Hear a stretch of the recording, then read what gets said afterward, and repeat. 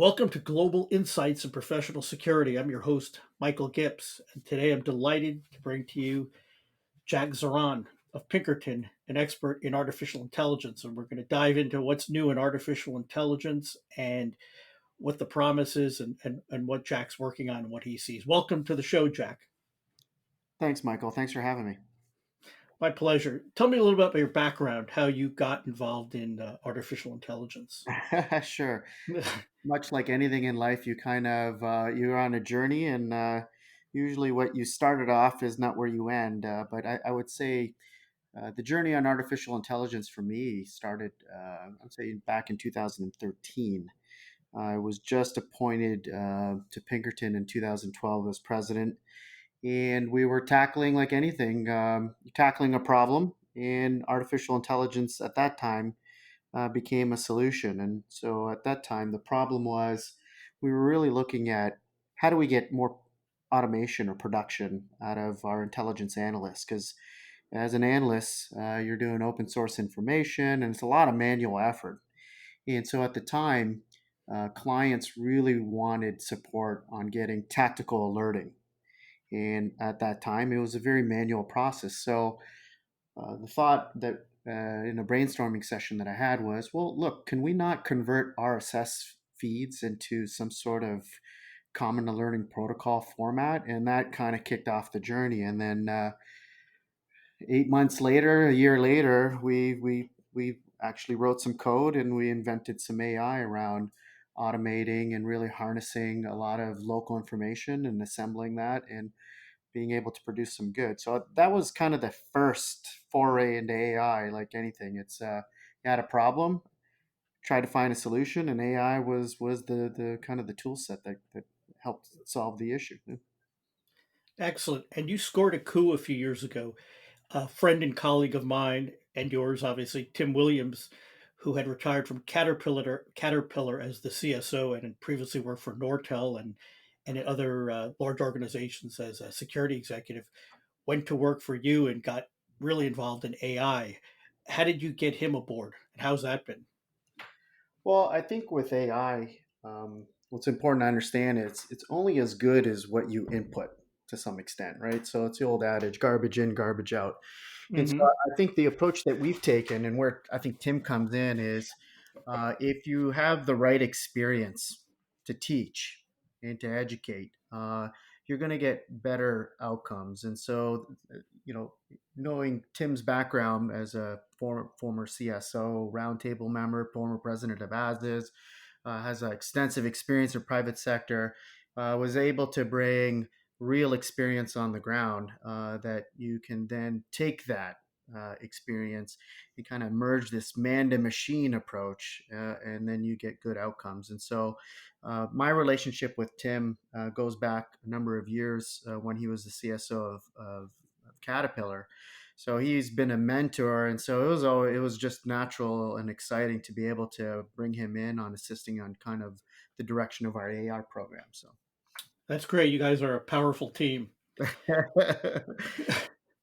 Let's just dive in and see if you can define for us what artificial intelligence means in the context of physical security.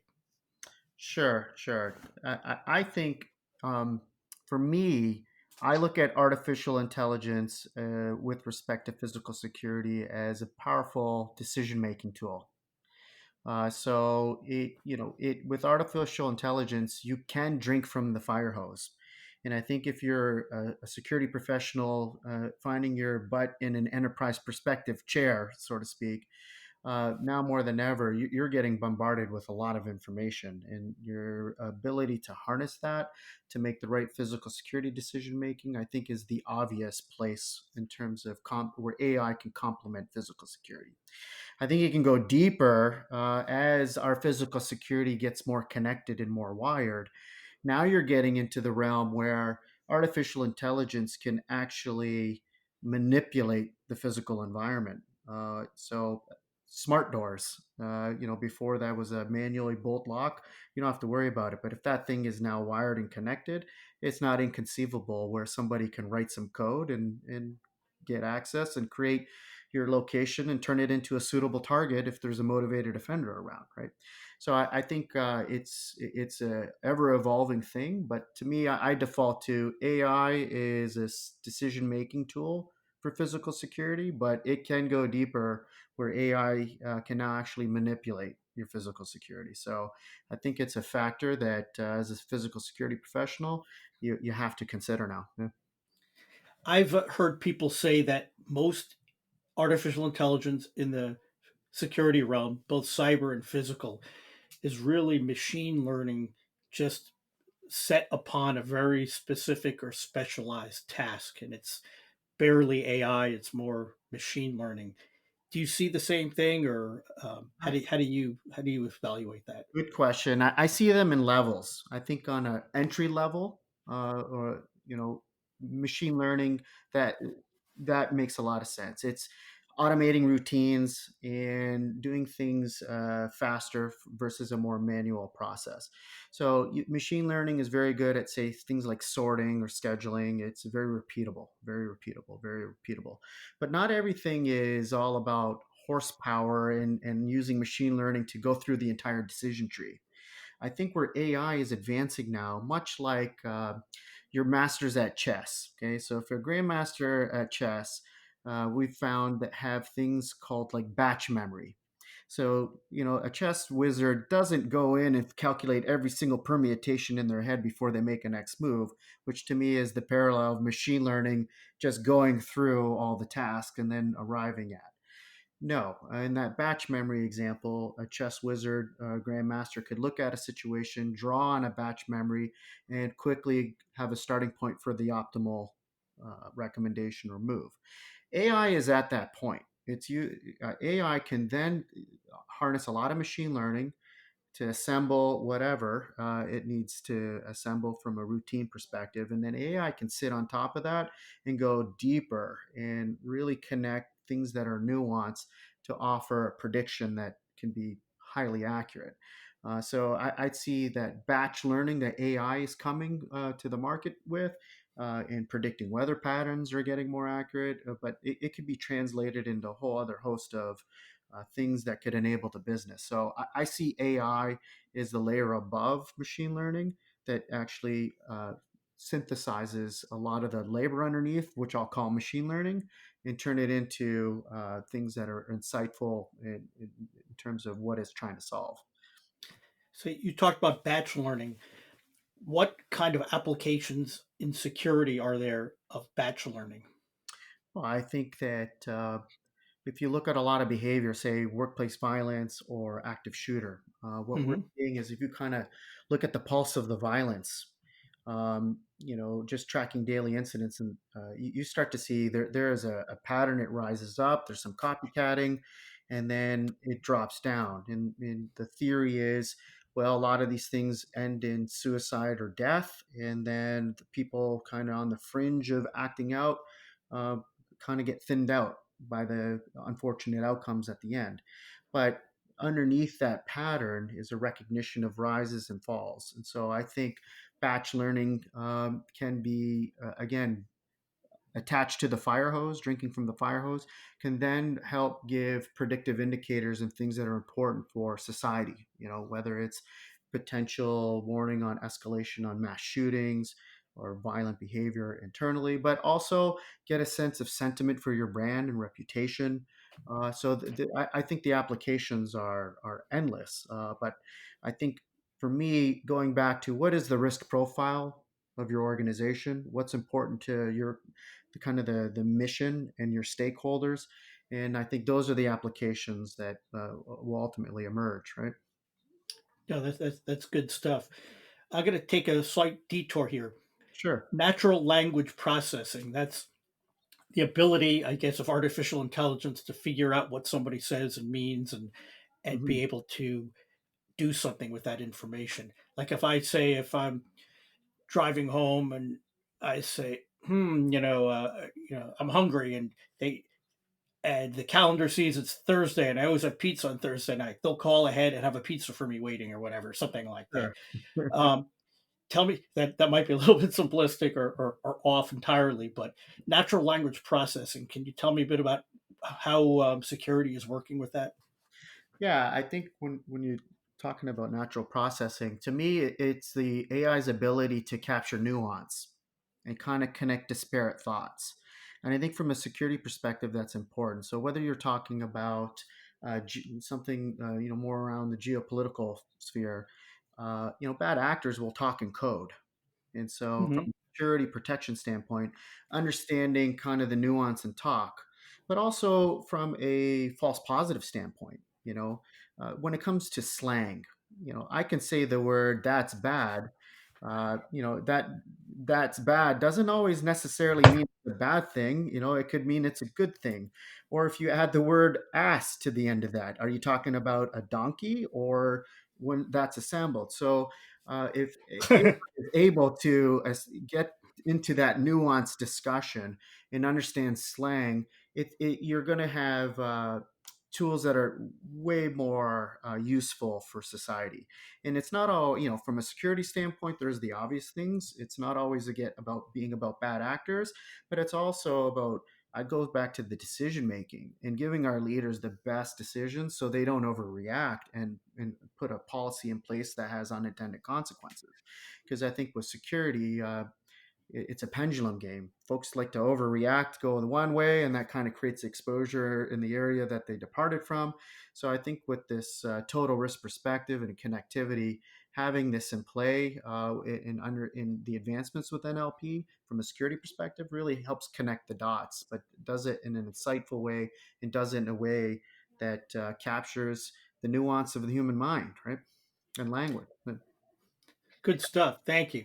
I'm going to ask you to think back a couple of years ago when I was still at ASIS and I was the head of the CSO Center, and you were kind enough to participate at a CSO summit in Minneapolis, and I was the moderator, and it was you and Tim, and we were talking about AI, and we were talking about the AI's ability to predict employees who are more likely to be insider threats, or how AI could be used to predict geographic instability or likely attack vectors for adversaries. So that was a couple of years ago. How far have we advanced from that discussion till today? To today? Sure. Look, I think there's two ways of looking at it. I think AI in the lab, uh, stuff that's being proved right now, mind blowing in terms of the capability. Now, what goes into the lab and then is operationalized and commercialized and actually hits kind of your everyday life, that's another thing. But in terms of the ability of AI to forecast behavior and sentiment, it's way more advanced since that 2 year discussion. And I think not to have a shameless plug, but what we on the Pinkerton Crime Index is just that. Because if you look at things that factors that drive crime, really get down to that individual motivated offender, and so you are able to assemble variables and with a high degree of confidence be able to say this is the direction of crime against property and this is the direction of crime against people because a lot of that underlying is behavioral driven. And if you have the data and it's being assembled and the tool set is getting better and it's more nuanced and it can connect slang and things like this, and the computational power is a lot more. Is it Moore's law? It's doubling every 18 months in terms of the computational. It's so yeah. In 2 years, the capability.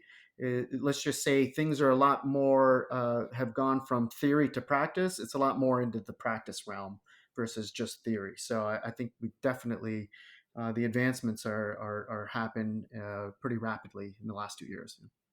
It's like a lot of things, like we're kind of waiting, waiting, waiting, and it's like, oh, they promised this years ago, and then all of a sudden it's there and in spades. I kind of feel like that's going to happen with AI. That all of a sudden, sort of the primitive version we're using, I don't know, data analytics or something, or video analytics, and all of a sudden we're going to be everything is going to be sort of laid out in front of us. Everything's going to click. Do you It, see it that way, or is it more Yeah, gradual? yeah, yeah. I think it's like sooner or later you realize, hey, I'm in hot water, right? If you're a lot, but I think Right. you already see it in kind of your day to day life where suggestions on filling finishing your sentences in emails. That's AI. I think more of the obvious ones are, if you have a teenager that's using your credit card, you're getting pinged immediately for spending behavior. That's AI. So a lot of that stuff is in your day to day, and you don't know or don't maybe necessarily connect the dots directly. Hey, is that an AI? Because I think the AI for people, puts people's imagination in some of the Hollywood movies, and they think it's this thing that's a machine or a humanoid and this and that, but it's I think it's way more prevalent in our daily lives than a lot of people realize. It's funny you brought up the sentence completion because Uh, when I use my phone and I tend up typing in my company name, which is also the podcast name, which is Global Insights and Professional Security. So pretty much anytime I type global with capital G, the next word is going to be in, the next word is going to be professional. I'll put in global and it'll guess in, and then I put in PRO and it won't guess professional. And I have it in Spanish and English because I type in both, and it'll give me just these crazy words. I'm like, come on, man, after all this time, you still don't know it's professional, and then it'll get security after that. It's like it's a little bit frustrating, but I guess I'm asking for the brass ring already. It's sure, but it's delivering your pizza on time, so that's good. that's right. So I guess I shouldn't complain too much. We also talked at that conference, and I know Tim was really excited about a a personless or a having no TSA agents at the airport and having sort of a really person-free glide path when you go in through security. So you go in, and where you normally have a TSA agent there and watch you go through screening or check your passport or your driver's license or ticket, that would be automated. You'd have facial recognition. Maybe you'd have something to put your passport into so we could verify it. Uh, and that was sort of one of the examples he gave of, AI, you know, uh, the world of AI that could come to fruition and make life easier. And now and no one's at the airport anymore. So right now, so that problem has gone away at least during COVID. But where are we in that? Is that happening? I know I'd read about some cases where in some smaller airports they were doing that, but how's that going? Sure. If you kind of look back at Tim's example where he said, "Hey, this world where you can just walk through and your biometrics and everything is all assembled."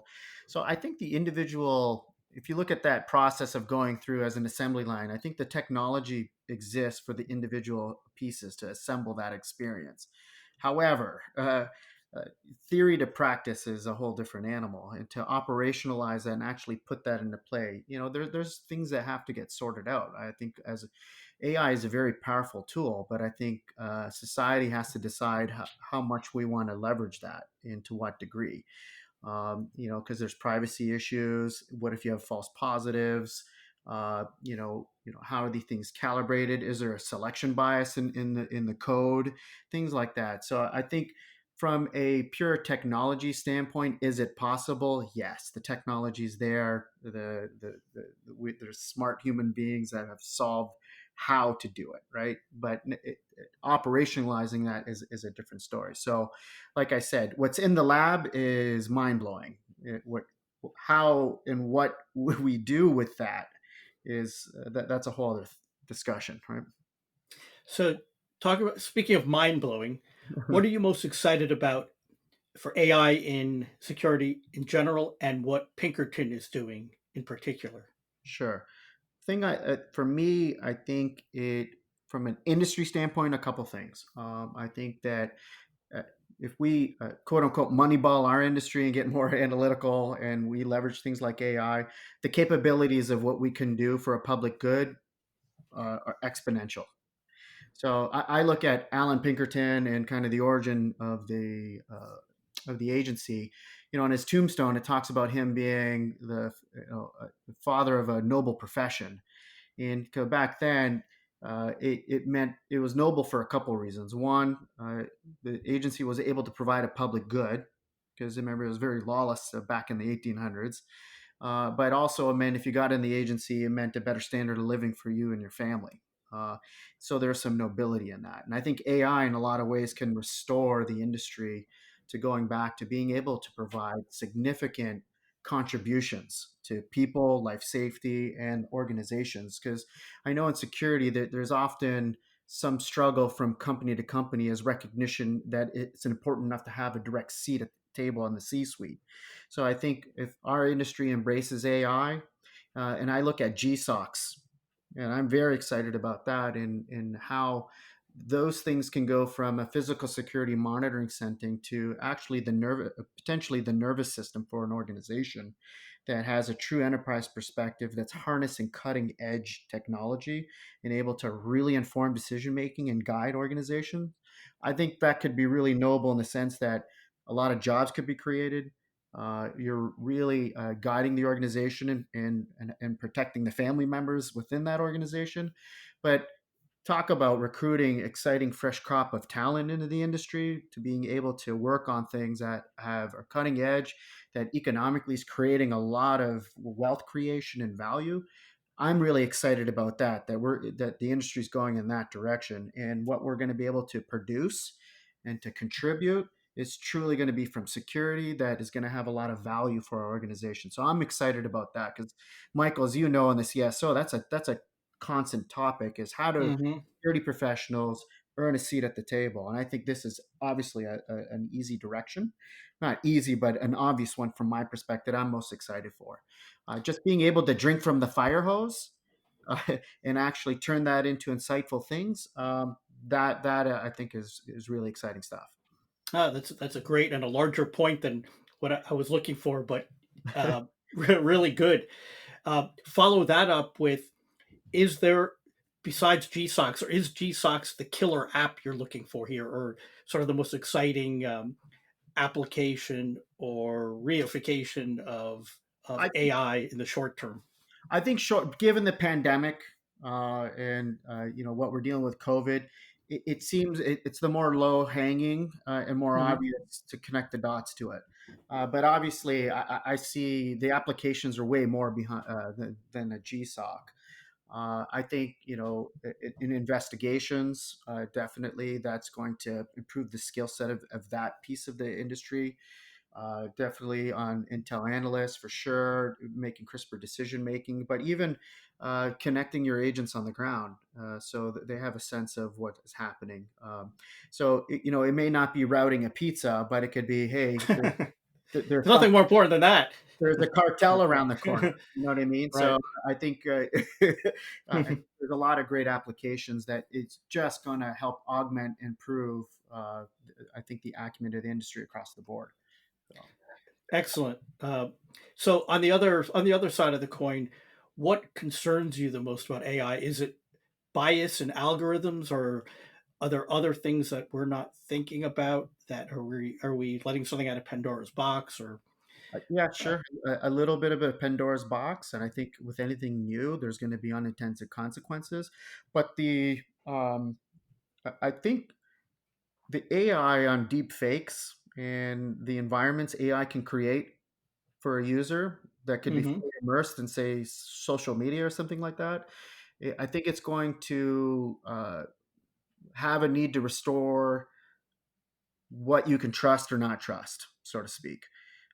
It is so good that not that if we're talking about movies like the Matrix environment, the deep fakes and things are so good that you can question, is this real or not? And I think that's going to there will be a demand that will rise on sort of like what blockchain is doing, is can you trust this? Is this a real person I'm talking to, or am I interacting with just AI? Um, and I think that is a little bit of Pandora's box, and some of how that could be steered in terms of interfering with elections or interfering with important things that your organization stakeholders have to get to from an objective standpoint. So definitely that Pandora's box is a concern. Yeah. I'm glad you brought up deepfakes, because I've seen some that, and probably all seen some that are really good. But I'm surprised that there haven't been more, since the technology is so good, and the possibility of creating mayhem is so great. Are there things happening that we don't know about, or is it just, why aren't we seeing deep fakes all over the place? Or this is a I'm just kind of throwing this out there. There's not any reason that you have special knowledge, as far as I know, but Well, I'm looking for your expert opinion. look, to me, I think uh, cybercrime in general, there's economics behind that, right? It's not just folks stirring the pot or causing cyber damage for sport. There's economics behind that, and so I think if the deep fakes that are being deployed, they're usually, it's easy to romanticize in your head about the action movie that could pop up about espionage and this and that, and deep fakes on trying to influence things of great geopolitical significance. I think the deep fakes that are happening below the radar and that are generating economic wealth for bad actors. And so I would say the deep fakes are happening more at a social level. So, folks that are interacting with apps for relationships and things like that could be getting conned. And so I see that is where the deep fake is happening, is uh, easy target for playbook. Ultimately, it gets down to suitable targets, and can I make some money off of that? And I think that's probably why you don't see it in the mainstream. And I think the other thing too is if something is very effective, you don't want it exposed in the mainstream media. So you're going to be, if I put my bad actor hat on, I'm going to just do it in a way where I can execute, make my money, and keep doing it under the radar. So I think that's why you don't see it as prevalent and in your face and as shocking headline news, right? Those are both great points. They're using it to the extent they can monetize it, and they're not monetizing it over. They're not doing it so it's such an out there way. It's such a prominent way to call attention to it. So that makes perfect sense. Is there anything else you want to tell us about developments in AI or other thoughts you have before we close out? This has been a great discussion and very eye opening. Any thoughts you want to leave us with? Uh, I think it. No, I think it was a great discussion. I think it's a AI is going to be part of our daily lives, whether you go into singularity or in down in the how much that it gets merged into our daily lives. It's fun to speculate on that, but I think from a getting it back real to operators is something in the security industry that I think if we embrace and we use, we can get good outcomes and fill our missions for our stakeholders. And I think that there's exciting possibilities in that journey. And so we will see, but enjoy the ride, right? Yeah, exactly. Well, thank you, Jack Zahran, president of Pinkerton. Thank you for participating in this episode of Global Insights in Professional Security. Thanks for having me, Mike. It was a pleasure. Thanks.